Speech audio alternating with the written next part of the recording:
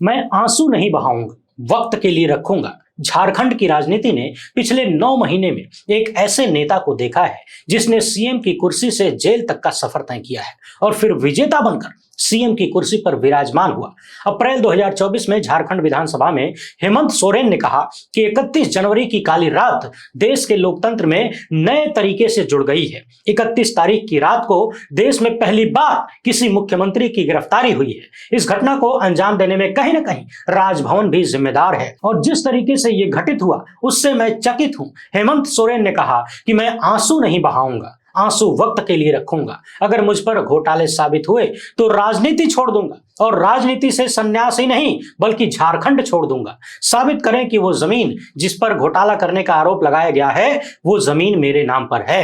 ये झारखंड है साहब, ये देश का एक ऐसा राज्य है जहां हर कोने में आदिवासी दलित वर्गों के अनगिनत सिपाहियों ने अपनी कुर्बानी दी है। करोड़ों रुपए डकार कर भाजपा के सहयोगी विदेश में बैठे हैं, उनका एक बाल बांका करने की ईडी सीबीआई की औकात नहीं है। ये सिर्फ देश के आदिवासी दलितों, पिछड़ों और बेगुनाहों पर अत्याचार करते हैं। अगर है हिम्मत तो सदन में कागज पटक कर दिखाओ कि वो 8.5 एकड़ की जमीन हेमंत सोरेन के नाम पर है। अगर ऐसा हुआ तो मैं उसी दिन राजनीति से अपना इस्तीफा दे दूंगा। पिछले 5 सालों में बीजेपी ने झारखंड में हेमंत सोरेन के खिलाफ कोई कोर कसर नहीं छोड़ी। पहले उनके परिवार को तोड़ा, फिर उनके विश्वास पात्रों से गद्दारी करवाई। सीता सोरेन, चंपई सोरेन और लोबिन हेब्रहम अब बीजेपी का हिस्सा है। झारखंड के संताल परगना में सोरेन परिवार की सियासत को कमजोर करने के लिए बीजेपी ने हर एक दांव चला है। सांप्रदायिकता से लेकर बेटी बहू का मुद्दा उठाया है, लेकिन हेमंत सोरेन को कमजोर नहीं कर पाए। जनवरी 2024 में जब बीजेपी ने हेमंत सोरेन को जेल भेजा तो लगा कि जेएमएम टूट जाएगी, कमजोर पड़ जाएगी, क्योंकि पार्टी के सबसे बड़े नेता को ईडी ने गिरफ्तार कर लिया था। लेकिन हेमंत सोरेन टूटे नहीं, न्याय मिलने तक जेल जाने का फैसला किया और जब कोर्ट ने उन्हें जमानत दी तो साफ हो गया कि हेमंत सोरेन के साथ अन्याय तो हुआ है। हेमंत सोरेन सही थे, 5 महीने जेल में रहने के बाद वो बाहर आ गए, लेकिन ईडी ये साबित नहीं कर पाई कि जिस 8 एकड़ जमीन के मामले में हेमंत सोरेन को जेल में रखा गया वो उनके नाम पर थी। बीजेपी को एक आदिवासी का सीएम पद पर बने रहना शायद हजम नहीं हुआ और हेमंत को तमाम साजिशें करके जेल में डाल दिया गया। हेमंत अब बाहर आ चुके हैं और उस जंग की तैयारी में जुट गए हैं जो 2024 की सर्दियों में कोयलांचल में बीजेपी का यानी गुजराती जोड़ी का भविष्य तय करेगी। तो आइए इस वीडियो में हम देखते हैं कि झारखंड की राजनीति किस मोड़ पर जाने वाली है और आने वाले समय में वहां जो विधानसभा के चुनाव होने वाले हैं वहां कौन कितने पानी में है और भविष्य में क्या कुछ देखने को मिल सकता है। अभी की जो जमीन है वो क्या बोल रही है। वीडियो में आगे बढ़ने से पहले आप सभी दर्शकों से एक अपील है, अगर आप इस चैनल पर पहली बार हैं तो कृपया तुरंत चैनल को सब्सक्राइब करके घंटी बजा दें टन से। इसके अलावा वीडियो को लाइक करना और शेयर करना तथा अपनी राय कमेंट बॉक्स में लिखना बहुत जरूरी होता है। ये सब काम बिल्कुल फ्री है, यानी बिल्कुल फ्री में आप इस चैनल को मजबूत कर सकते हैं। इसके अलावा यदि हो सके तो इस QR कोड या फिर मोबाइल नंबर का प्रयोग करते हुए हमें आर्थिक सहयोग करने का प्रयास जरूर करें, क्योंकि आप भी जानते हैं हम किसी धन्ना सेठ या राजनीतिक दल के दम पर नहीं चलते, इसीलिए आपके मुद्दों पर बात कर पाते हैं। सबसे जरूरी बात यह है कि वीडियो को पूरा देखिएगा। और अब कोयलांचल के चुनावी जंग की कहानी सुनिए। झारखंड में हेमंत सोरेन का कांग्रेस के साथ गठबंधन है। 3 सितंबर को हेमंत सोरेन ने दिल्ली में कांग्रेस अध्यक्ष मल्लिकार्जुन खड़गे और राहुल गांधी से मुलाकात की। हेमंत सोरेन के साथ उनकी पत्नी कल्पना मुर्मू सोरेन भी थी। माना जा रहा है कि इस मुलाकात में हेमंत सोरेन ने झारखंड चुनाव की तैयारियों पर कांग्रेस अध्यक्ष और राहुल गांधी से बात की है। हरियाणा और जम्मू कश्मीर के चुनाव के तुरंत बाद झारखंड के चुनाव का ऐलान होगा। कोयला, अब्रक, लाइमस्टोन और बाइक्साइड से भरे झारखंड पर बीजेपी के परम मित्रों यानी गुजराती जोड़ी के परम मित्रों की निगाह लगी हुई है, एकदम टकटकी लगाकर देख रहे हैं। मध्य प्रदेश, उड़ीसा और छत्तीसगढ़ में सत्ता बीजेपी के पास है। ये ऐसे राज्य हैं जो भारत की अर्थव्यवस्था में सबसे बड़ा योगदान देते हैं, लेकिन झारखंड बीजेपी से दूर है। अडानी ने गोड्डा में पावर प्लांट तो लगा लिया है, लेकिन सत्ता में हेमंत सोरेन के होने की वजह से सब कुछ मन मुताबिक नहीं हो पा रहा है। ऐसे में बीजेपी किसी भी कीमत पर झारखंड की सत्ता में लौटना चाहती है, लेकिन ये आसान तो नहीं होगा। 2019 के चुनाव में हेमंत सोरेन ने बीजेपी को मात देकर दिखा दिया कि लहर चाहे कैसी भी हो वो लड़ना जानते हैं। लोकसभा चुनाव में पुलवामा और बालाकोट के बाद देश अलग ही मूड में था। राष्ट्रभक्ति का तड़का तो आपको याद ही होगा, लेकिन झारखंड के आदिवासियों ने संयम से काम लिया और झारखंड मुक्ति मोर्चा को सत्ता में बिठा दिया। 1 साल बाद ही कोविड आ गया, लेकिन हेमंत सोरेन ने अपने लोगों का पूरा ख्याल रखा। झारखंड के मजदूरों को हवाई जहाज से झारखंड वापस बुलाया। ध्यान रखिए, फिर से सुन लीजिए, झारखंड के मजदूरों को हवाई जहाज से वापस बुलाया। 2 साल इसी में निकल गया, लेकिन हेमंत सोरेन को पता था कि उनके पास समय कम है। नवंबर 2022 में हेमंत सोरेन ने झारखंड विधानसभा से 1932 खतियान आधारित स्थानीयता नीति और ओबीसी के लिए 27% आरक्षण का बिल पास करवा के राज्यपाल को भेज दिया। कथित भाजपाई राज्यपाल को झारखंड के हितों की इतनी चिंता थी कि उन्होंने बिल को तशरीफ के नीचे दबा दिया। आज तक इन दोनों विधेयकों को मंजूरी नहीं मिली।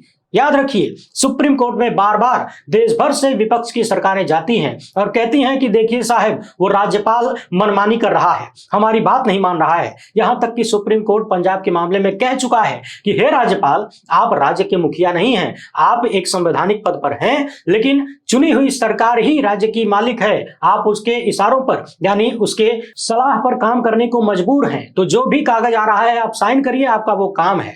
आज तक इन दोनों विधेयकों को झारखंड में मंजूरी नहीं मिली, जबकि 2024 का पूरा लोकसभा चुनाव एक नई नवेली पार्टी ने 1932 के खतियान पर लड़ा और हेमंत सोरेन के खिलाफ मोर्चा खोले रखा।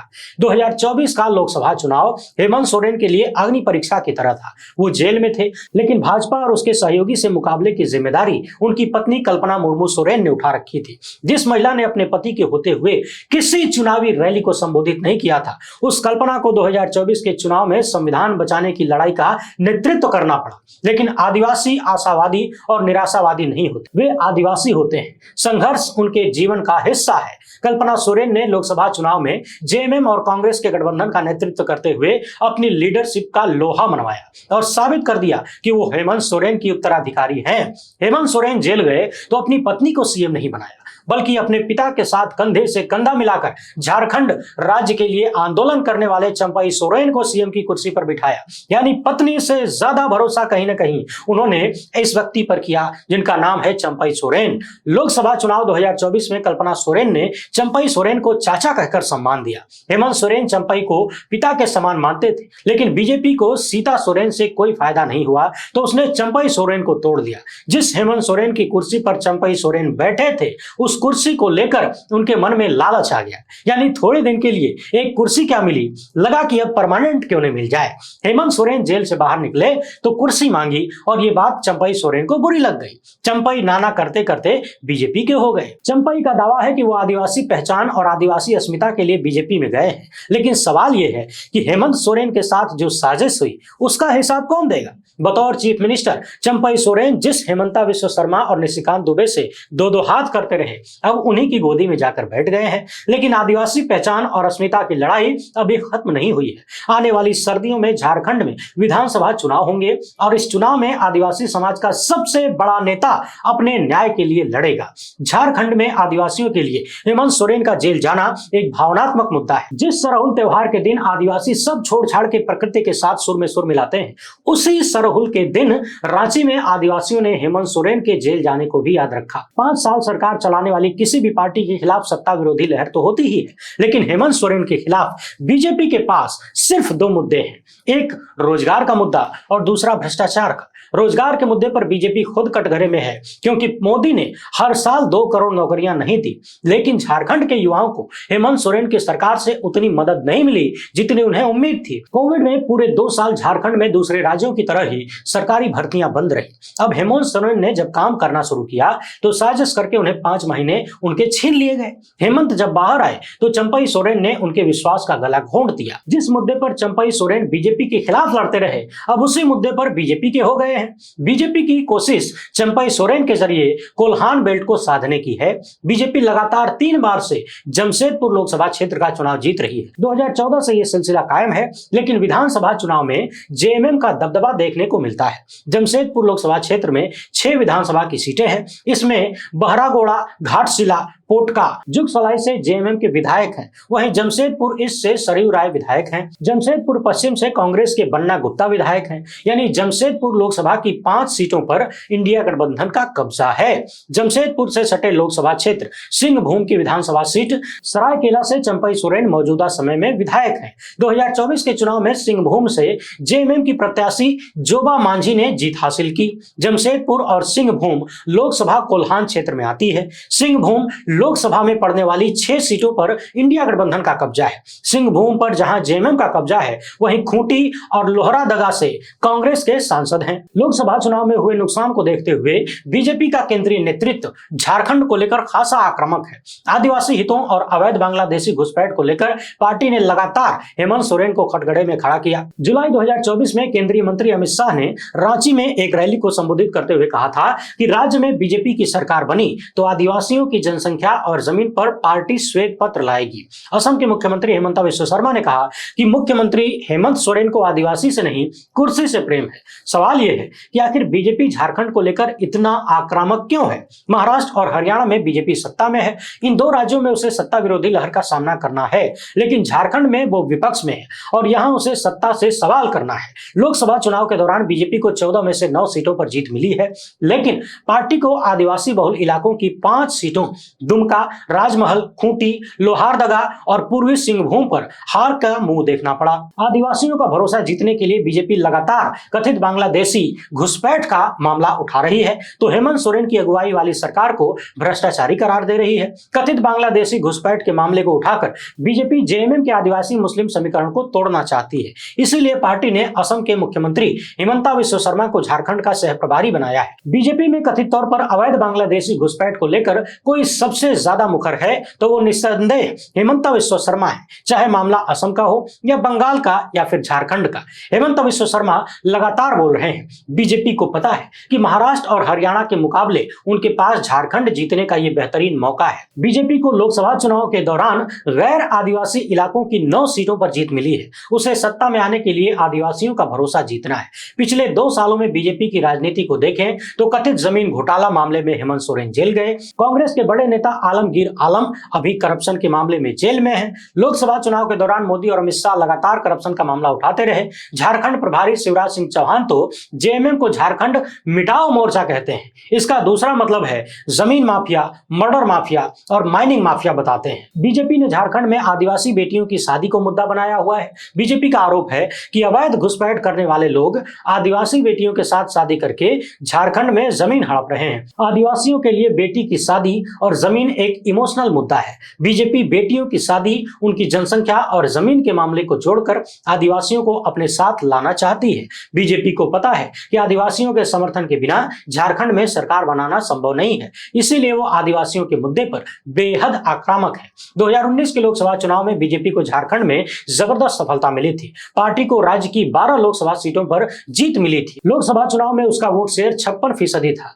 2024 में ये आंकड़ा 9 हो गया है, लेकिन 2019 के विधानसभा चुनाव में हेमंत सोरेन की अगुवाई में जेएमएम कांग्रेस सत्ता में लौटी। विधानसभा चुनाव में बीजेपी का वोट शेयर गिरकर 33% आ गया और कांग्रेस जेएमएम का वोट फीसदी 35% से ज्यादा हो गया था। अब भले ही 2024 के लोकसभा चुनाव में बीजेपी झारखंड की 9 सीटें जीतने में कामयाब रही हो, लेकिन 2019 के मुकाबले उसकी जीत की चमक फीकी है और झारखंड के मामले में भी ये कहा जा सकता है। बीजेपी को पता है कि जेएमएम और कांग्रेस की ताकत आदिवासी मुस्लिम वोट बैंक है, लिहाजा वो आदिवासियों के मामले पर बेहद आक्रामक है। सवाल यह है कि विधानसभा चुनाव में चंपई सोरेन बीजेपी की कितनी मदद कर पाएंगे। इसे ऐसे समझिए कि 2024 लोकसभा चुनाव के बाद से बीजेपी के सामने सबसे बड़ा संकट आदिवासी वोटरों की नाराजगी का मसला था। 14 में से 9 सीटें जीतने के बावजूद बीजेपी को पता था कि वो आदिवासी बहुल 5 सीटों में कोई भी सीट नहीं जीत पाई है। पिछली बार के मुकाबले वो 3 सीट हार गई है, यानी ग्राफ घटा है। चंपई सोरेन के जरिए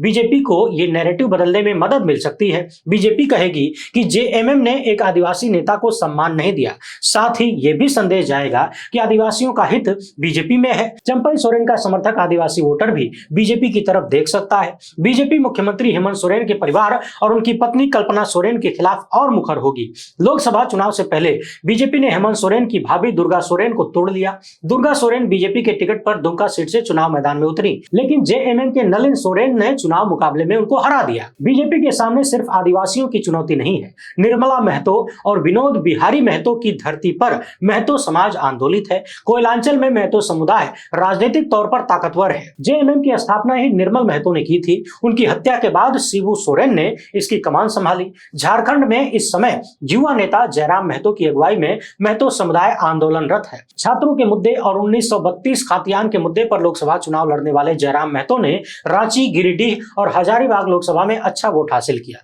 इसके बाद से ही बीजेपी, कांग्रेस और जेएमएम जैसी बड़ी पार्टियों की नींद उड़ी हुई है। मजेदार बात यह है कि महतो समुदाय लंबे समय से बीजेपी का वोटर है। झारखंड में आदिवासी समाज की आबादी 26% है, वहीं महतो समाज की आबादी 15% के आसपास मानी जाती है। कांग्रेस ने झारखंड में केशव महतो को कमान देकर अपने इरादे स्पष्ट कर दिए हैं। वहीं रामेश्वर उरांव की विधानसभा में नेता विधायक दल बनाकर पार्टी ने कांग्रेस संगठन में ओबीसी और आदिवासी का समीकरण फिट कर लिया है। 2019 के विधानसभा चुनाव में जेएमएम ने आदिवासी इलाकों में शानदार प्रदर्शन किया था और इसी के दम पर पार्टी ने सत्ता में वापसी की। इस बार हेमंत सोरेन को जेल भेजने का मुद्दा हावी है। साथ ही सरना धर्म कोड को लेकर भी आदिवासी समुदाय में हलचल है। जेएमएम के आधार वोट के साथ अगर कांग्रेस का वोट बैंक जुड़ता है तो झारखंड में बीजेपी को निराशा ही हाथ लग सकती है। केशव महतो ने 1985 में सिल्ली विधानसभा सीट से विधायक का चुनाव जीता था। 1989 में वे बिहार सरकार में मंत्री बनाए गए। 1995 में वो दूसरी बार चुनाव जीते। साल 2000 में सिल्ली विधानसभा सीट पर आजसू के सुदेश महतो ने केशव महतो को हराकर राज्य पिछड़ा वर्ग आयोग के सदस्य भी थे। बीजेपी के साथ सुदेश महतो की पार्टी आजसू का गठबंधन है। सुदेश महतो की राजनीति भी महतो वोटों पर टिकी है। इधर युवा नेता जयराम महतो ने महतो वोटों पर दावा ठोका है। जेएमएम के पास भी बड़े कद्दावर महतो नेता हैं, तो कांग्रेस ने पुराने चावल केशव महतो को आगे कर दिया है। बीजेपी के खिलाफ हेमंत सोरेन के पास मुद्दों की कमी नहीं है, जरूरत उसे जनता के दिलों में, दिमाग में बिठाने की है। इस समय किसी भी विपक्षी पार्टी के पास बीजेपी के खिलाफ तमाम मुद्दे हैं। जरूरत बस इतनी है कि जनता तक कैसे पहुंचाया जाए, जनता को जागरूक कैसे किया जाए। आदिवासी समाज सरना कोड मांग रहा है। हेमंत सोरेन को जेल भेजे जाने से आदिवासियों में नाराजगी तो है। 1932 के खातियान और ओबीसी आरक्षण का मुद्दा भी झारखंड में गूंज रहा है। मुद्दा तो हेमंत सोरेन के पास रॉयल्टी का भी है, लेकिन देखना होगा कि वे इस मुद्दे को कितना उछालते हैं, क्योंकि जीएसटी में अपना हक पाने के लिए राज्यों को मोदी सरकार से दो हाथ करना पड़ता है। ये तो खनिजों की रॉयल्टी का मामला है। दरअसल 14 अगस्त 2024 को सुप्रीम कोर्ट ने एक फैसले में केंद्र सरकार को यह आदेश दिया कि वो झारखंड सरकार को खनिज रॉयल्टी का 1,36,000 करोड़ रुपया बकाया के तौर पर दे।